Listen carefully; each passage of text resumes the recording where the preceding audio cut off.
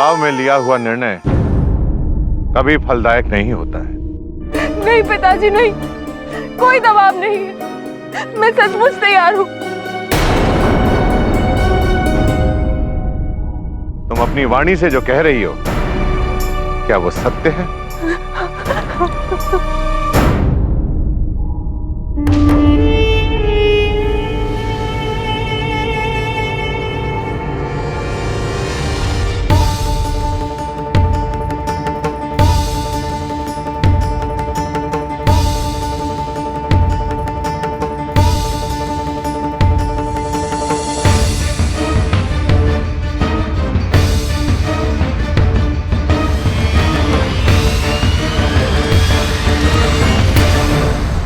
अमात्य। जी प्रजापति।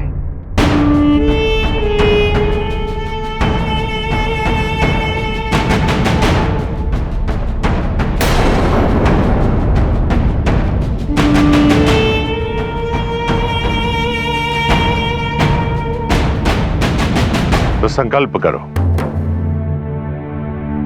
संकल्प करो कि विवाह उससे करोगी जिससे मैं चाहूं।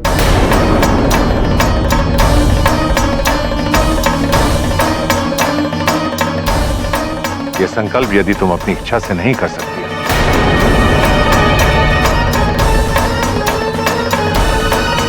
तो हमें जल समाधि लेने दो।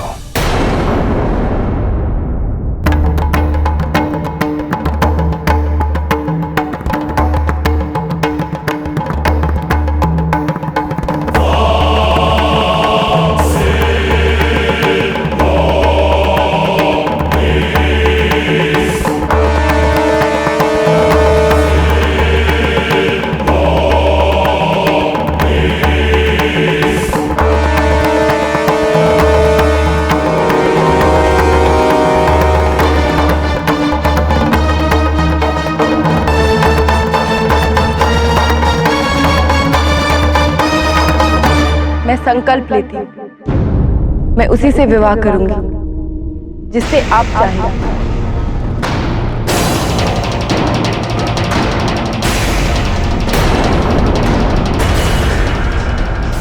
आपकी इच्छा के अनुसार, आपके आशीर्वाद के साथ।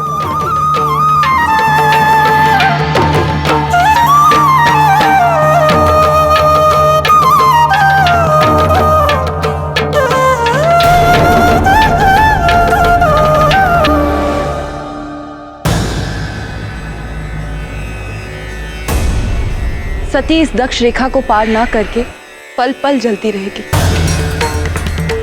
परंतु आपको कभी नहीं पुकारेगी।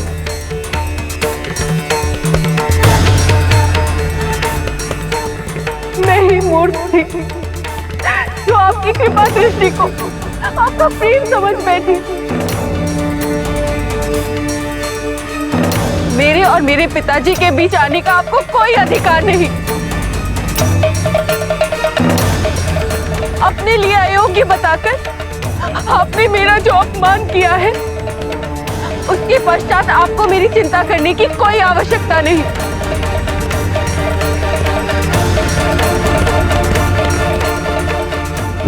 सती ने दक्ष को वचन देकर कोई विकल्प ही नहीं छोड़ा। परंतु सती शिव के सिवा किसी और से विवाह कैसे कर सकती है स्वामी? आपको कोई उपाय तो करना होगा।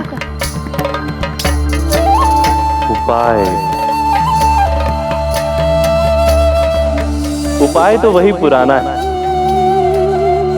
शिव ने सती को हर संकट से बचाया, सदैव उनकी रक्षा की, तो कदाचित एक बड़ा संकट ही शिव को सती से पुनः मिलवाएगा। अर्थात आप किसी बड़े संकट के निर्माण की योजना तो नहीं बना रहे हैं प्रभु? देवर्षि, मुझे कुछ करने की आवश्यकता नहीं। कई वर्ष पूर्व स्वयं महादेव ने इसका निर्माण कर दिया है। आप किस संकट की बात कर रहे हैं स्वामी? और वो भी ऐसा संकट के स्वयं महादेव ने निर्माण किया हो। परंतु प्रभु, महादेव तो सदा कल्याण करते हैं। आप मन ही मन में मुस्कुराते रहेंगे या हमें खुलकर बताएंगे भी?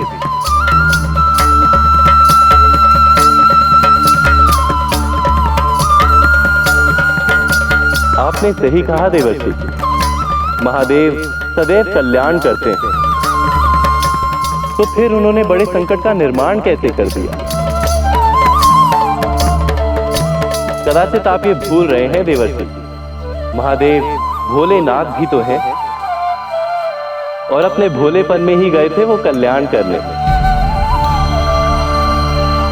किंतु कर आए एक संकट का निर्माण। उस संकट का नाम है राक्षस तारकासुर।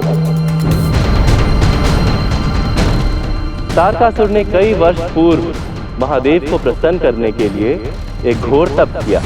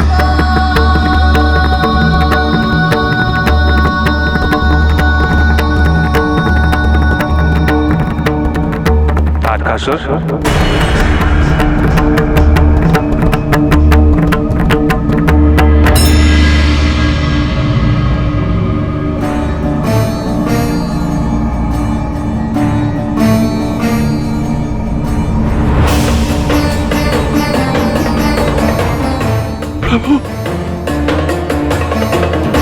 प्रभु प्रभु प्रभु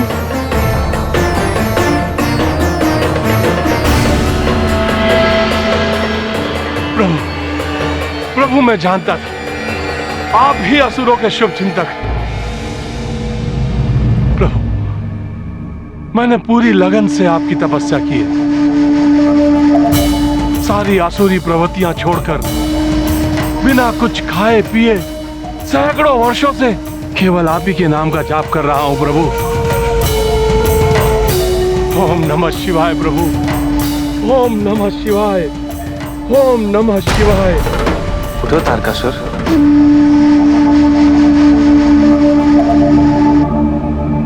प्रभु,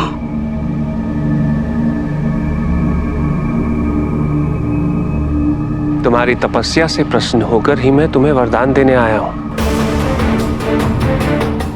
मांगो, जो वरदान चाहिए मांगो।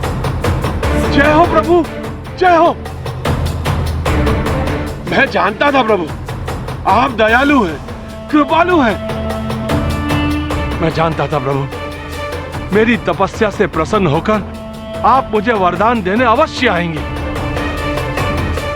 और प्रभु, संसार में ऐसा कौन सा वरदान है जो आप नहीं दे सकते?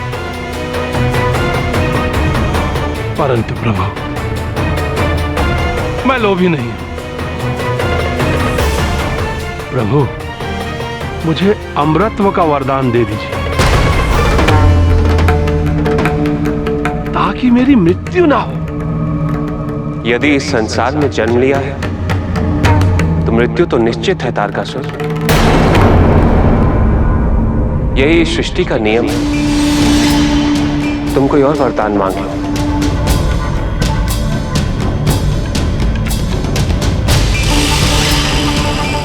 प्रभु,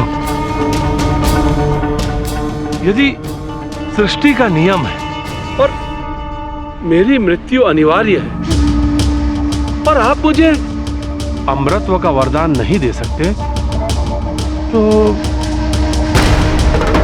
ठीक है प्रभु, आप मुझे यह वरदान दे दीजिए कि मेरी मृत्यु केवल आपके पुत्र के द्वारा हो। ये वरदान तो दे सकते हैं ना प्रभु? तथास्तु।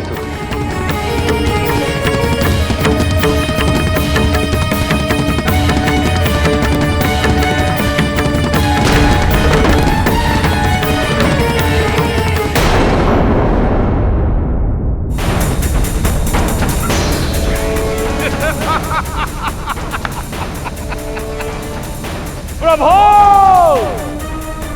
आप सचमुच भोले हैं भोलेनाथ, अनजाने में ही सही, परंतु आपने मुझे अमृतत्व का वरदान दे दिया। आप ठहरे बैरागी, कहाँ आपका विवाह होगा?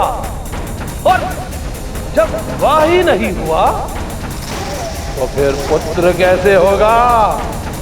और जब पुत्र नहीं हुआ तो फिर मेरी मृत्यु कैसे होगी? तारकासुर अमर हो गया प्रभु।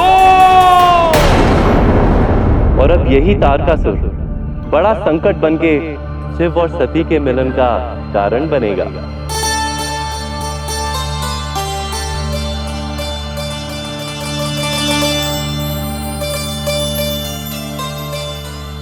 देवर्षि,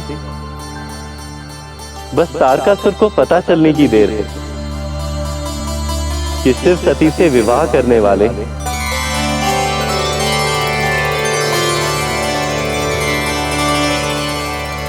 नारायण नारायण। प्रभु, इसके आगे का कार्य कैसे संपन्न करना है, यह मेरा उत्तरदायित्व है। मैं चला संसार का उद्धार करने। नारायण नारायण नारायण नारायण।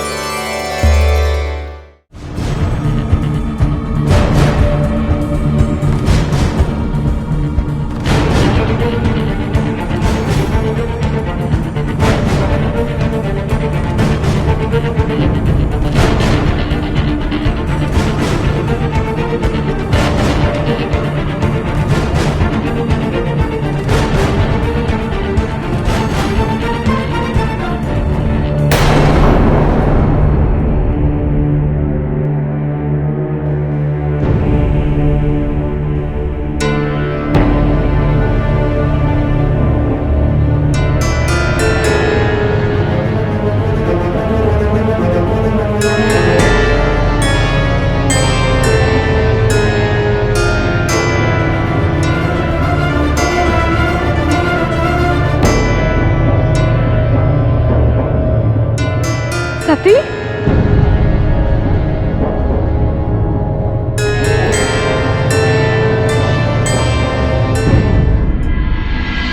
ये क्या कर रही हो सती? कुछ अनावश्यक वस्तुएं हैं, उन्हें हटा रही हूँ। क्या?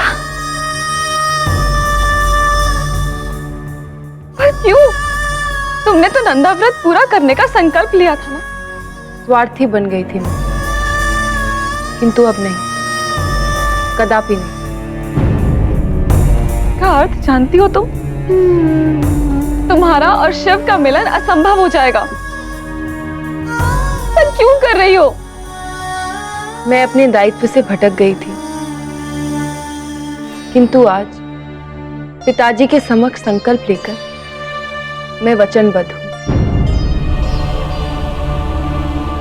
मैंने पहले भी पिताजी को वचन देकर नहीं निभाया, अपमानित किया था उन्हें।